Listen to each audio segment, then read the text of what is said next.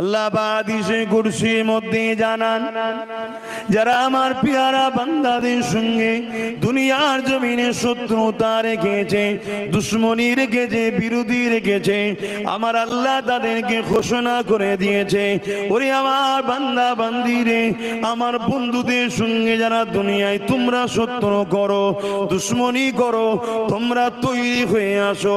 কি জন্যে তৈরি হয়ে যাবে? কেননা কাল কিয়ামতের ময়দানে আল্লাহ পাক তাদের সঙ্গে প্রকাশ্য যুদ্ধের ঘোষণা দিয়েছে। এই জমিনের উপরে আল্লাহর বিরুদ্ধে যুদ্ধ করতে গিয়েছিল নমরুদ। ওই নমরুদের কি অপদস্থ হতে হয়েছিল, কি অপমান হতে হয়েছিল আমরা সবাই জানি। তাহলে চিন্তা করে দেখুন, আল্লাহ তার মাহবুব বান্দাদেরকে কতটা ভালোবাসে।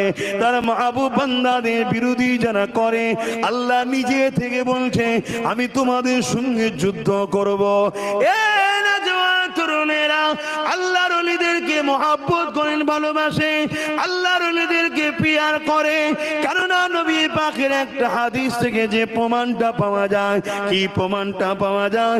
রাসূলুল্লাহর কাছে আসলো, আল্লাহ নবীকে সালাম জানালো, আসসালাতু আসসালামু আলাইকা রাসূলুল হাবিবাল্লাহ, হুজুর কিয়ামতটা কবে হবে? আল্লাহ নবী বললেন মা'আদাত্তালাকা, এই বাবা ছেলে কিয়ামতের জন্য তুমি কি করেছো বাবা?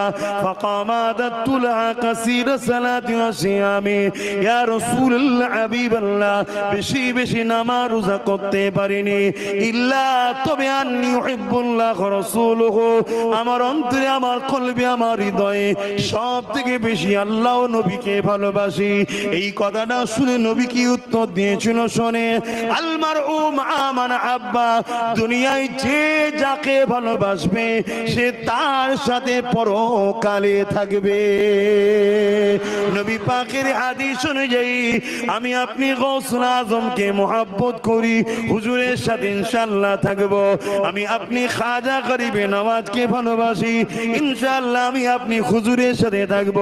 আমি আপনি ফুরফুরার দমন করে জাবানার মুজাদ্দিদ পাঁচ ওলিদেরকে ভালোবাসি, ইনশাআল্লাহ তাদের সঙ্গে থাকব। কেননা নবী পাকের কওল কখনো মিথ্যা হতে পারে না। দুনিয়ায় যে যাকে ভালোবাসবে সে পরকালে তার সঙ্গে থাকবে। অবশ্যই গরিবে নওয়াজ রাসূলুল্লাহর সঙ্গে থাকবে। আমার গরিবে নওয়াজ, আমার গৌসুল আজম রাসূলুল্লাহর সঙ্গে থাকবে। আমার মুর্শিদ মুজাদ্দিদুজ জামান রাসূলুল্লাহর সঙ্গে থাকবে। আমি আপনি তিনাদের সঙ্গে থাকব। অর্থাৎ তোমার আমার কাতার, এই সিলসিলায় কেই তো বলা হয়, এই শিকল যদি থাকে, তিনারা নবীর পিছু পিছু, আমি তুমি তিনাদের পিছু পিছু, ইনশাআল্লাহ আল্লাহর জান্নাতেই থাকিব। আরো জোরে বলুন সুবহান আল্লাহু আকবার।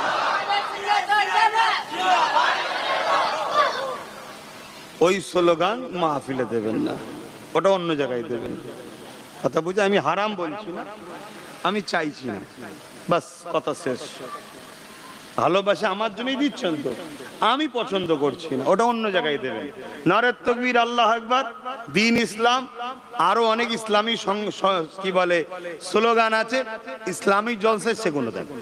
অত ভাইজান ভাইজানের স্লোগান দিতে হবে না। আমাদের রাসূলুল্লাহ জিন্দাবাদ, রাসূলুল্লাহ জিন্দাবাদ, বাস ওইটাই আমাদের জন্য সব থেকে বড় হাতিয়ার। ঠিক না বেটি? বেড়া তো পার হবো ওই নাম নিয়েই, কি অন্য কারো নাম চলবে নাকি? হ্যাঁ, সব নাম বাকি অনেকের চলবে, ওলিয়া উলিয়াদের চলবে, আর ভুল বুঝবেন না। কিন্তু ওই নামের ওসিলায় গৌস পাকও দাঁড়াবে, গৌস পাকের ওসিলাতেও কোটি কোটি লোক জান্নাতে যাবে। জোরে বলুন সুবহানাল্লাহ। হ্যাঁ, কোরআন তার প্রমাণ দিচ্ছে, গৌস পাকের ওসিলাতেও যাবে। কিন্তু গৌস পাকও যে নামের বেড়া ধরবে, ওটাও হলো মুহাম্মদ রাসূলুল্লাহ। জোরে বলুন সুবহানাল্লাহ। সব ওইখানে, তা ওইটাকে বেশি বেশি, ওনার সঙ্গে বেশি বেশি। তো যাক, ওলিয়া উলিয়াদেরকে ভালোবাসলে আমার নবীও খুশি হবে। তাই ওলিয়া উলিয়াদের কথা একটু বলছি, আপনারা শুনছেন কেন? ছোট হুজুরের স্মরণে মাহফিলটা করছে, তাই তো নাকি? সেই হিসাবে একটু বলছি। কয়েক বছর আসছি, বিভিন্ন বিষয়ে আল্লাহ যতটুকু যা বলিয়েছে বলি, আর এক বছর পর পর আসি, অত স্মরণও থাকে না কোথায় যে কি বলি, কত স্মরণে রাখবো বলেন না। তারপরে আমি তো 8-10টা হুজুর, কাউকে ছোট করছি না, সবাই ভালো, সব ভালো। আরো 10টা আলেম ওলামা, ছোট করছিনি, সবাই ভালো, কিন্তু আমি একটু আরো অনেক কাজে ব্যস্ত থাকি, যেটা আপনারা জানেন। বাকি কম বেশি দিনের খেদমত করে পরিবার, সংসার, আত্মীয় স্বজন বা রেস্ট পায়। আমার আরো অনেক সাইডে দেখতে হয়, যেমন সব থেকে বড় কাজ একটা আমি যেটা করছি আপনারা জানেন, নলেজ সিটি। তারপরে আরো অনেক প্রতিষ্ঠান, 49 ছিল, 50টা শুরু করেছি। অনেক কটা মসজিদ তৈরি করেছি বা করছি, আলহামদুলিল্লাহ। এটা শুনিয়ে কোনো ক্রেডিট নিচ্ছি না, কেন কাজটা আমার নয়, কামিয়াবি আমার নয়, কামিয়াবি আল্লাহর। আমি শুধুমাত্র তার দয়ার বিনিময়ে তার দিনের একটু কাজ করার সুযোগ পেয়েছি, বলুন আলহামদুলিল্লাহ। অনেকে নামাজ পড়ে গর্ব করে, রোজা রেখে গর্ব করে না। তুমি শুকরিয়া আদায় করো যে তোমার সেজদাটা মালিক নিয়েছে, তোমার সুযোগ দিয়েছে। তুমি শুকরিয়া আদায় করো, মালিক তোমাকে রোজা রাখার ক্ষমতা দিয়েছে, তোমাকে পছন্দ করে, এটাই শুকরিয়া আদায় করে।